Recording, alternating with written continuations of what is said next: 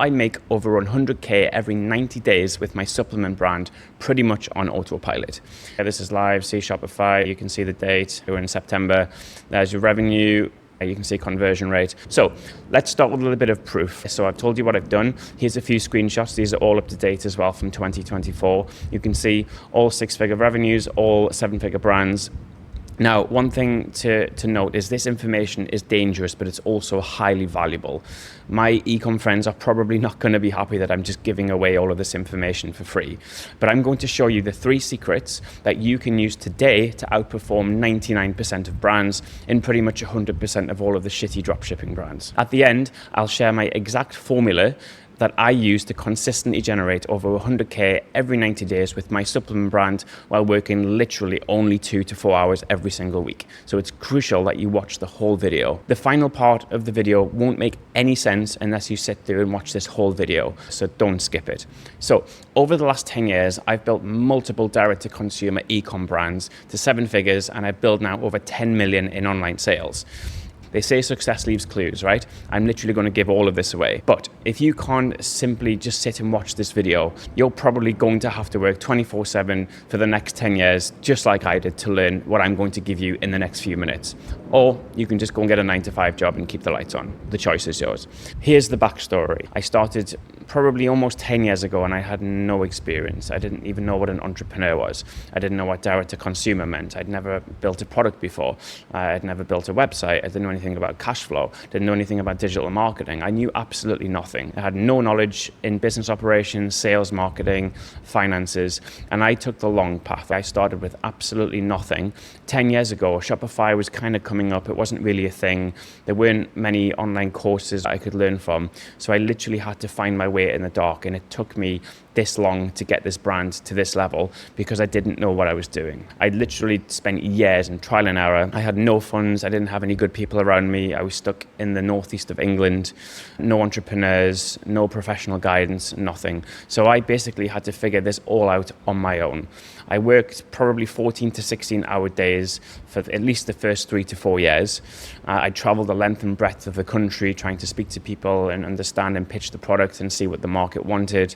I didn't do anything really. I had no social life. I couldn't even do birthdays or Christmas presents with my partner at the time. It didn't go on any holidays, like no social life, basically no fun. It was just all business. And the thing is, I wasn't getting anything back for it, but it was just that sheer persistence and brute force that I knew that I can bend the world to my will if I stick at this. I knew I had a good idea. I knew I had a good brand. And it was just a case of how long can you persist. But looking back, that was such an unintelligent thing to do because I could have saved myself and got to where I am now, probably in the first 6 to 12 months if I had a good mentor by my side showing me what to do. The biggest challenge really was that you don't know what you don't know. And the question I should have been asking myself is, how much is what I don't know costing me, both in time, in money, in relationships, pretty much everything. It cost me 7 to 8 years and I wasted thousands of dollars on wasted ad spend, and don't even think about how much the time would have been worth if I was just working like a 9-to-5 job. But anyway, we got there, and now I'm pretty much going to show you exactly how to do what I've done just in this video. So as I said, make sure you sit and watch the whole video. Don't just skip to the end because you're just going to get the end part. You're not going to get the important stuff in the middle. So I'm going to try and get in your mindset for a second. I speak to a lot of early stage entrepreneurs, and their mindset is, all I need is a website, Facebook ads, and you're good to go. Lol. Guess what? I'm probably going to assume that you're broke. I have a nice meme in here. This is probably you. True or no? Anyway, I don't want you to be broke. I want you to have the same abundance and lifestyle that I now have, because I came from nothing. It took me a very long time, but I'm living, breathing proof evidence that if you persist with something and if you take the intelligent route, you can actually achieve whatever you want to do. And you've seen the proof. I'm in Bali. I'm living in my dream villa. I'm in permanent sunshine. I have an amazing community of entrepreneurs around me. And this, believe it or not, is a very, very real potential lifeline for you too, if you do this correctly. So let's get into it.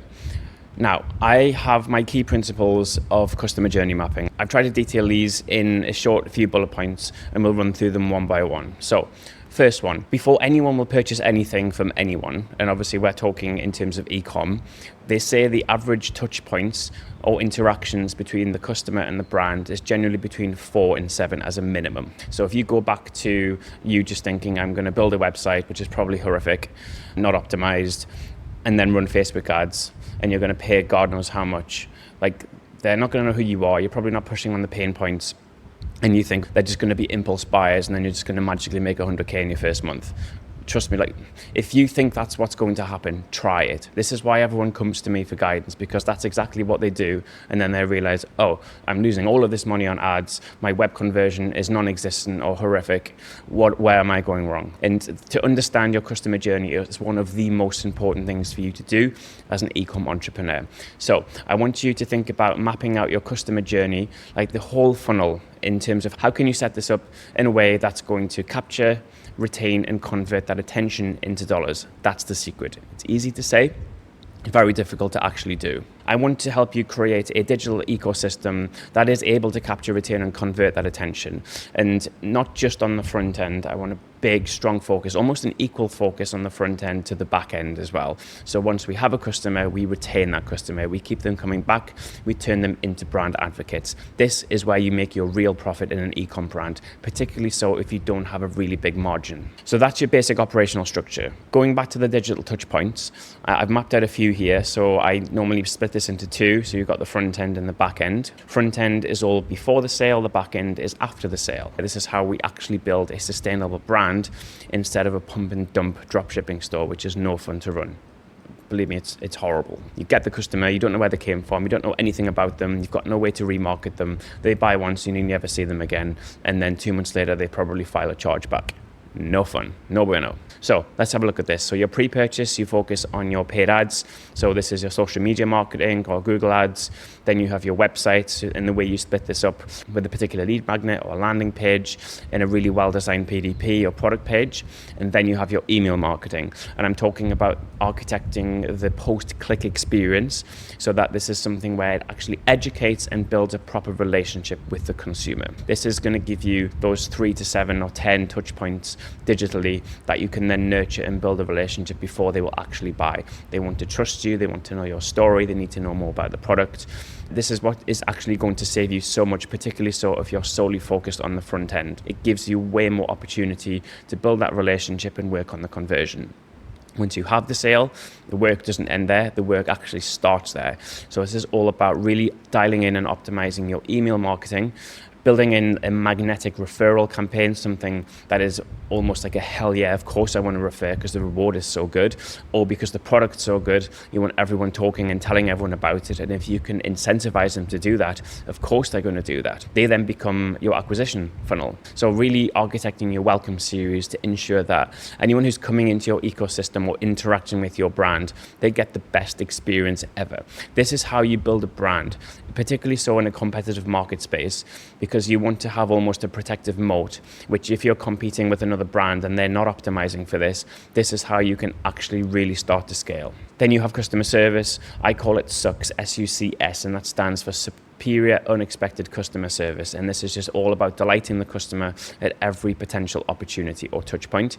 And then there's an element of community building, whether this is having a separate group, whether this is doing events like a Facebook group or your social media. It's basically just trying to create a community, particularly so with the rise of AI, human connection becomes a lot more valuable. And if you can do branding efforts that aren't focused on sales, but on bringing people together with a collective issue or problem or cause, this again becomes a superpower for you. I do talk a lot about the eternal funnel. This is what I call it, and this is the post-purchase experience.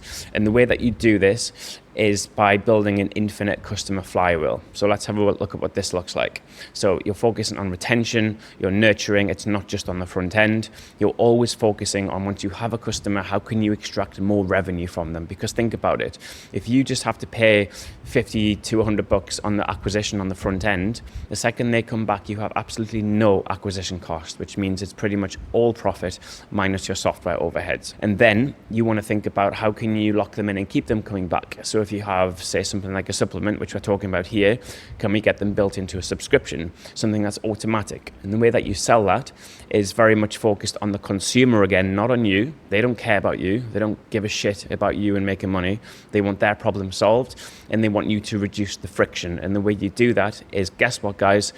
You don't even have to think about logging on or buying. Once you buy, we're going to give you a discount, and then it's going to arrive on your doorstep every 6 to 8 weeks. You choose, all done. Don't have to think about it. And then you give a bit of a reassurance if you're getting too much supply, or you're not getting enough supply, or you just want to cancel. You can do so at any time. You're not going to be locked in. So again, you're giving the consumer an element of control, but then you're also increasing the perceived value, reducing friction. And then the other side of it is most use emails just to run sales.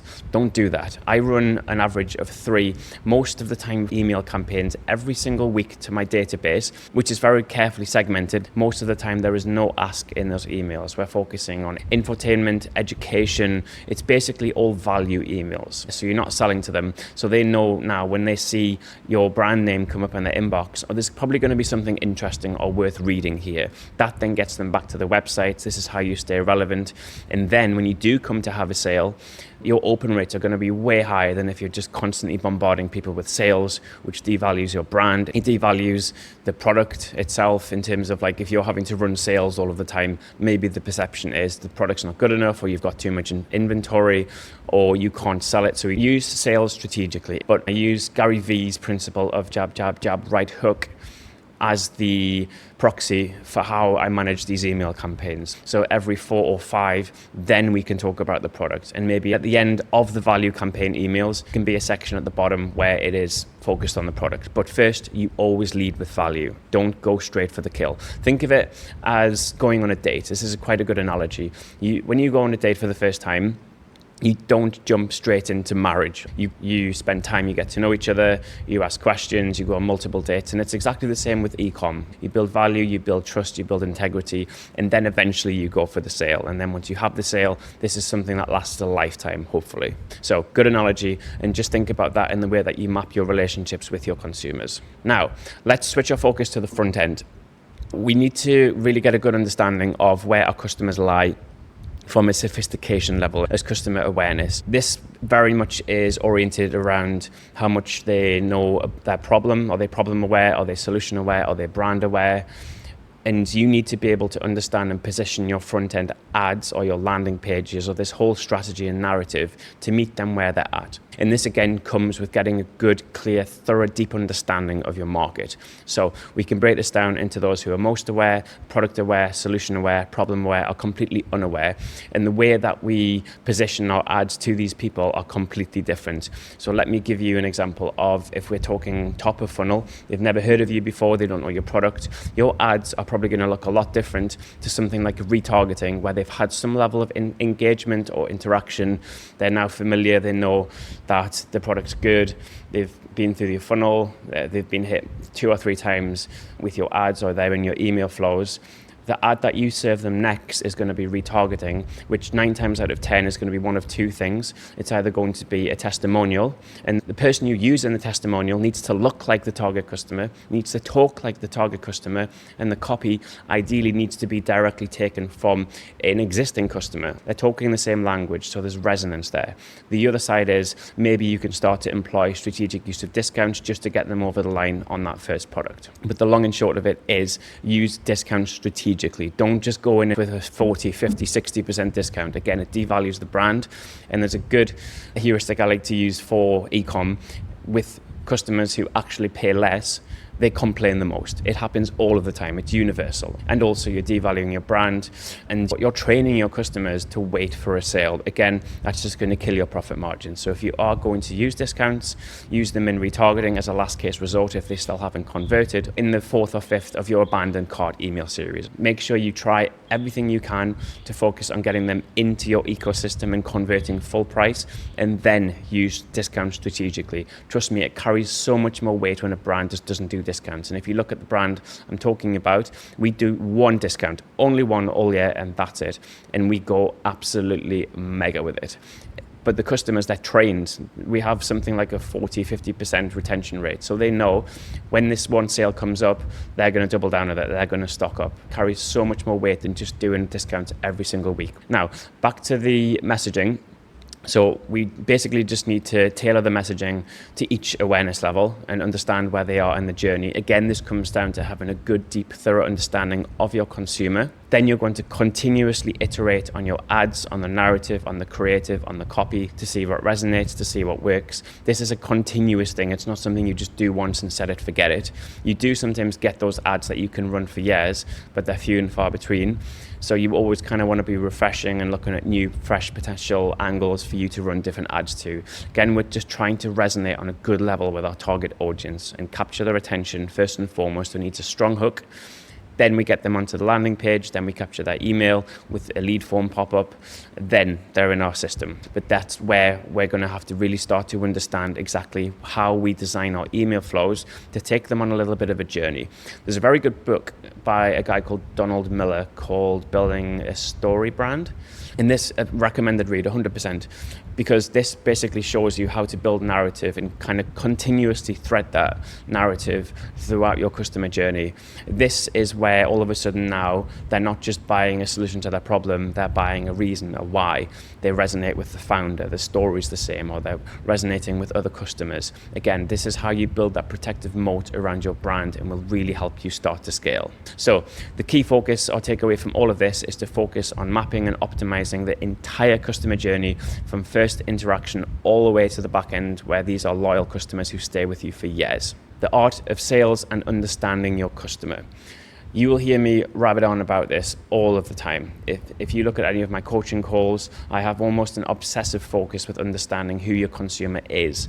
And I'm not just talking about, are they male, live in Florida, age 35. I mean, I really want to know absolutely everything about them to the level where you know more about them than they know about themselves. Once you have this information, you are unstoppable as a marketer. And the way to gather that intel and information in the beginning is to do things that don't scale and really get close to your consumer. Talk to them. You can even phone them up, send them an email. Get that qualitative information, because that feeds directly back into your front end and also on your back end. Because worst case, you get a success story.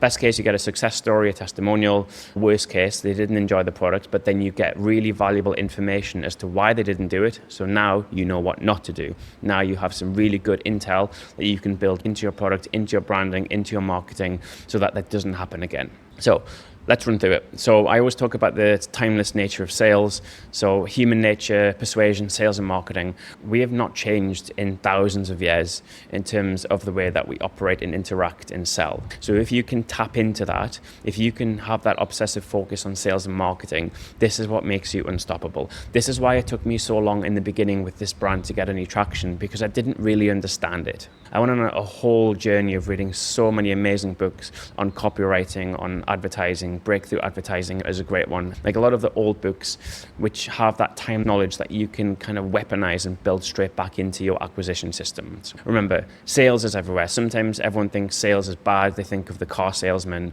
Like, sales is only bad if you're trying to sell something to someone who doesn't need what you're trying to sell. If you have a product that actually does solve a very real high problem, then it's almost you're obligated to sell that. You're doing everyone a disservice by not telling them about it, or by not understanding how to communicate the benefits of the product. It's on you to be able to figure out how to sell this product by use of persuasion, language, narrative, branding, customer testimonials, the list goes on. The big three I always focus on when it comes to your force multipliers on any product is time, quality, and cost. Is it going to save them more time and reduce friction? Is the quality of your product better than what they have at the moment? And cost, is it cost effective or is it cheaper? And if it's more expensive than the other one, is it up by having less friction, so it takes them less time, or the quality is higher? Those three intertwine, but you really want to be able to differentiate between your product or service and get that balance between budget friendly and value on the back end. Very interesting formula for sales from a guy called Rob Moore, one of my mentors back in the UK. It goes like this. Basically, the wealth equation. W for wealth equals plus PV times L. So W is for wealth, FE is fair exchange, plus PV, which is perceived value, times by leverage. Again, I'll not spend too much time on this. He has a whole book on it. I would definitely recommend you read it.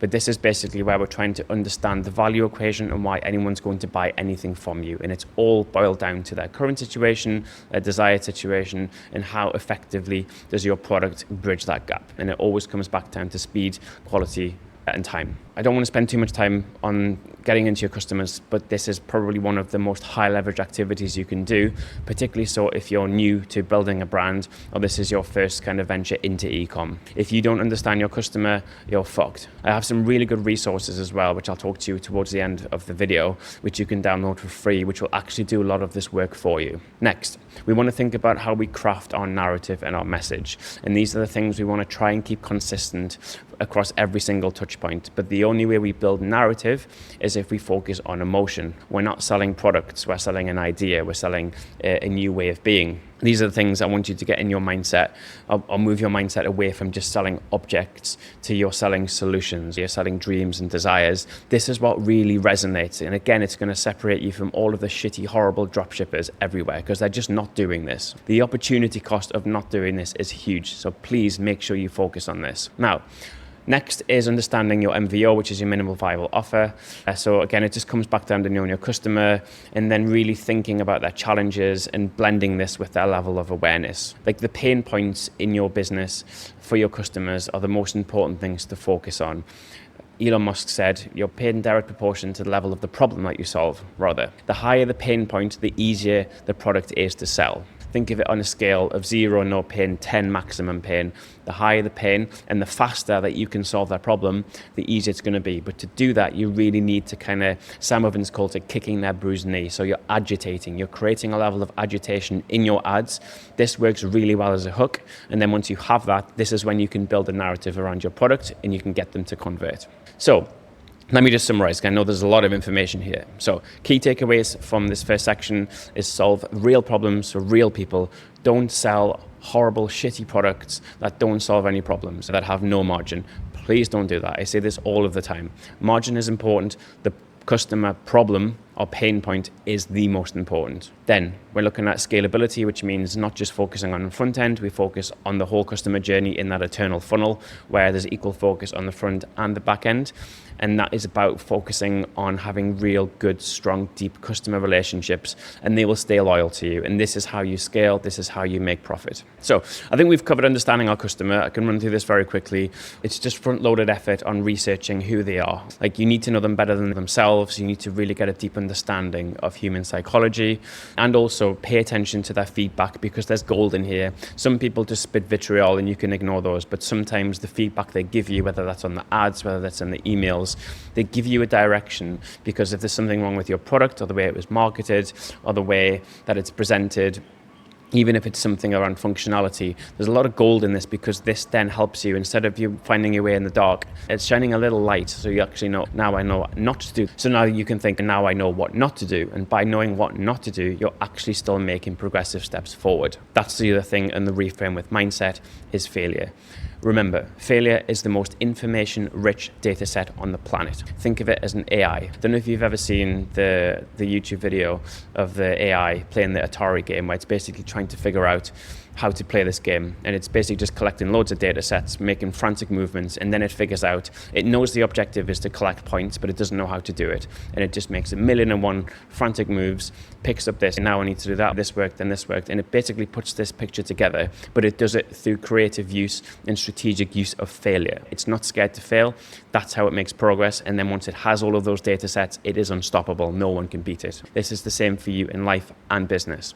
If you want to get hold of my customer persona resources, these are like really powerful documents and I give them away literally for free. Everything I'm talking about in here, this will bring it together for you so you can really get a good, thorough understanding of sales and marketing techniques. So if you want to, 3 things: understand and apply the key principles of the customer journey mapping.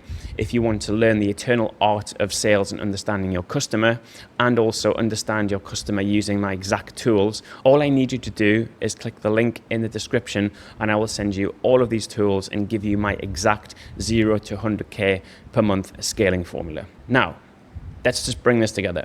I've literally told you how to sell and market your ecom brand. I'm doing this for free. I shouldn't really be giving away this information. This is normally locked behind paywalls. So please make sure you subscribe so I can show you exactly how in the next series I run my Facebook ads for this brand, how I run my email marketing for this brand, and my process to building high converting landing pages and product pages. This is all part of a series, so make sure you watch them one by one.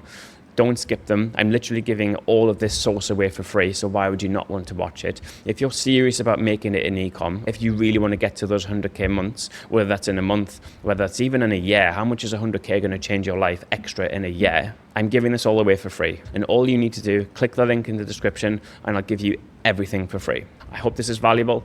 Any thoughts, drop them in the comments. Thanks, guys.